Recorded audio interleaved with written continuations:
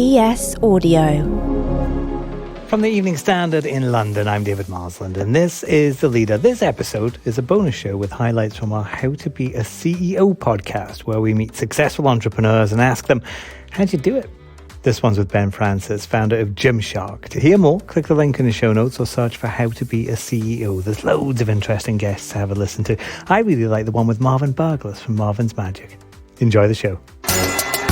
Gymshark started in Ben Francis's parents' garage in the Midlands with lessons from his gran on how to sew. 10 years on, the fitness apparel company is a global business valued at £1.25 billion. Ben is 30 years old. An overnight success story told in hushed whispers at entrepreneur balls.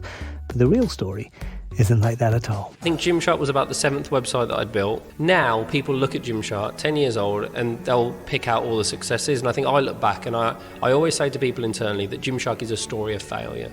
The company's celebrating its first decade with the opening of its first IRL store on Regent Street in London. A brand that's proud to have bloomed on social media now has a physical presence on an iconic home for retail. We're trying to create an iconic brand, and to create an iconic brand takes tens of years. And what you can't do is only invest in your brand when everything is sunshine and it's rosy, right? You have to consistently, over time, invest in a brand, and that's what we've decided to do here. And we see this as a massive investment in our brand.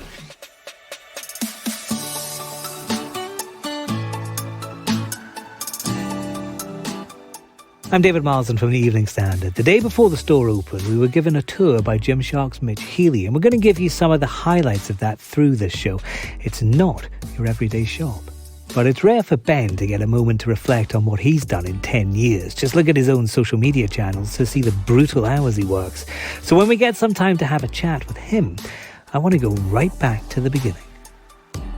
So here we are, Ben, in this new flagship store for Gymshark on one of the most famous shopping streets in the entire world. Yeah. It's a long way from stitching up your own clothes in the garage. Yeah, you're right. It's so cool to be here. Like, to think, I mean, it's our 10 years. We're 10 years old this year. So to be sat here, like you say, on one of the most iconic streets in Europe, knowing that literally 10 years ago to the day, we was hand stitching and printing product, it's a really cool feeling. Hello, so I'm Mitch. I'm Global IRL Director here at Gymshark. I've been with the brand for 8 years. Let's go for a tour. We've designed a space so we can train and trade from. Rather than say, right, let's build a store and then figure out what else we want to do around that. Our approach has always been, let's build a space that allows us to train and trade and is super agile and versatile so we can do with it whatever we'd like to do. This is really interesting because I've not seen this before, and I apologise to any store that does have this, but these rails, these rise up. So this becomes much more than your normal retail experience, doesn't it? You can come in here and actually effectively interact with the space. Absolutely, yeah. So in the air there, you've got the roller shutter doors. Shutter doors come down. We can get everything that's on the ground now into this space within 15 minutes. We've got our new custom rig over there where we can, with a push of a button, we can send the product up in the air. We've got fully functioning gym floor there as well. So within 15 minutes, the floor is completely clear, the roller shutters are down, and we've got a completely empty, fully functioning gym space or event space. Was this always the plan for Gymshark? Did you start there on day one and go, at some point we're going to open a store? No, fully enough. I mean, you have dreams, right? You've got an ambition and a dream to take your brand to a certain place. But I actually think one of the things that's really helped us is we've ironically set the bar incredibly low on every single milestone. And what I mean by that is when the business first started, I wanted to make a website that would transact. So that was it, right? A website that will transact, and my passion was in fitness. Then it was a case of regular sales, and then it was make our first t-shirt, our first tank, our first hoodie, and then go into women's wear and all these different things. And every single time we just set a relatively low milestone, hit it, and went again. And I think that's been really the really important thing, because if we were to sit there 10 years ago and say we want to create a brand that's going to do X, Y, and Z and have a store on Regent Street, it's such a far-flung goal from where we were. It's difficult to work out exactly how you're going to get there. So ironically, whilst we had dreams and ambitions, I actually think what we've achieved is larger than what our dreams at the time would have been.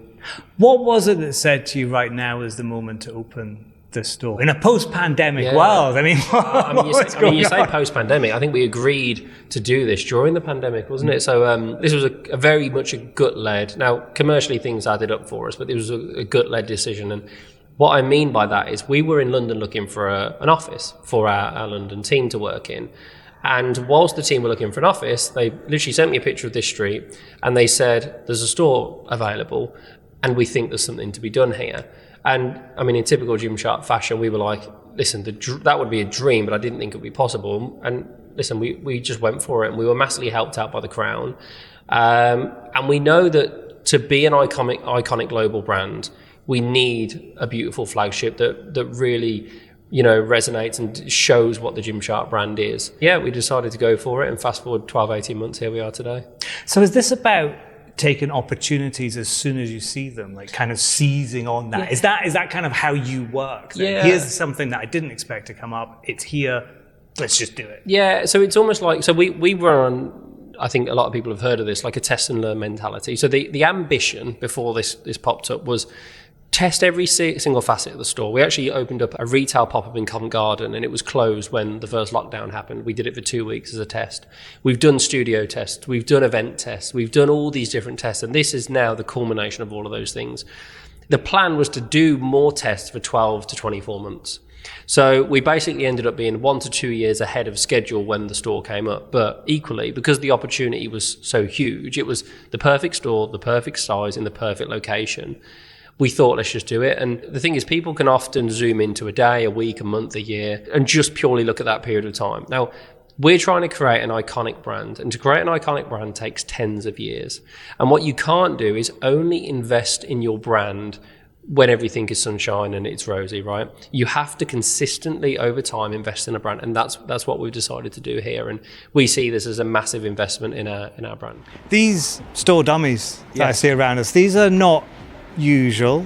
They're not the kind of store dummies that you might see in any of the other retail stores down here in Oxford Street. In fact, as soon as you come in, you can see one on a wheelchair. Yeah, that was something that we definitely wanted to get across and represent all people inside this store. So trying to find the right mannequins was very, very tough, to the point where we couldn't do it. So all these mannequins that you see in this area now, these are real people that we use in our campaigns and our shoots. So they're models and athletes and influencers that we work with. We've got them into a studio, we've got them to hold the pose, we've 3D rendered them, and now we've had them produced into mannequins. So these are completely bespoke and custom to Gymshark. Right, while Mitch and I are having a mooch around the shelves, let's go to the ads. Would I look good in leggings? Maybe I'll stick to the hoodies.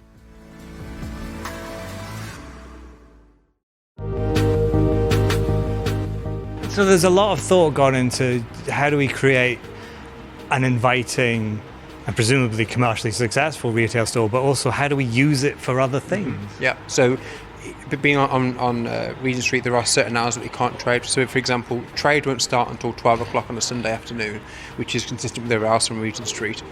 But let's make sure that we use the space before that. Let's get the stuff in the air and work out from here, get the community and do big events on a Sunday morning, so it becomes a destination within itself. We want to create more than just one reason to come to our store. Yes, come and touch, feel, try on the product, but also what's your other reason for coming to purchase or come visit a Gymshark store?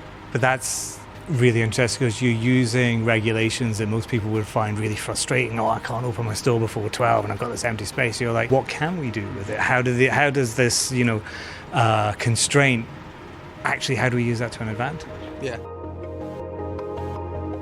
What are the highlights there? Because I mean, whenever I talk to CEOs, we always talk about the lowlights and the challenges and all those difficult things. Is it worth becoming the CEO of your own company and taking it to a global success? Is it worth it? Yeah, like I said, I feel like I've got the best job in the world. It's incredible. It's so much fun. And I've been able to meet people I never thought I would meet. I've been able to go to places I never thought I'd be able to go to. Like, I never thought this would happen, right? Being able to sit in our store on Regent Street from sewing T-shirts in the Midlands is it's not even something that would have registered 10 years ago to be able to do this now. So, yeah, I think, listen, I feel like I've had a roller coaster of 10 years and I've loved every single second of it. And I think if you're doing something that you're really passionate about, even the bad days are better than the good days when you're doing something that you're not passionate about. I really believe that. So, yeah, I do feel like I've got the best job in the world. That's not to say it's not difficult, but it's great fun as well. So somebody's sitting there day one, maybe in their garage. Yeah.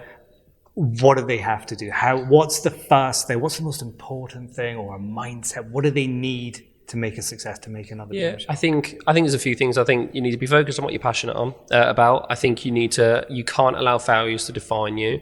I think there are so many opportunities for you to allow a failure to define you. I think you need to find the positive in every negative that comes as the company grows, because genuinely, like I said, Gymshark's a story of failure. Many of the people that I've met that have run great businesses have said exactly the same thing. It's probably something that isn't spoken about enough, I would say.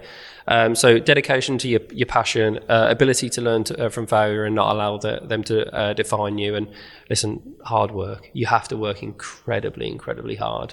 Because there's always going to be other people that are working super hard as well. So you have to dedicate yourself wholeheartedly to what you do. How to Be a CEO will be back in the new year. The Leader podcast back tomorrow at 4 p.m. with Rochelle Travers, who's looking at New Year in Ukraine. We'll see you then.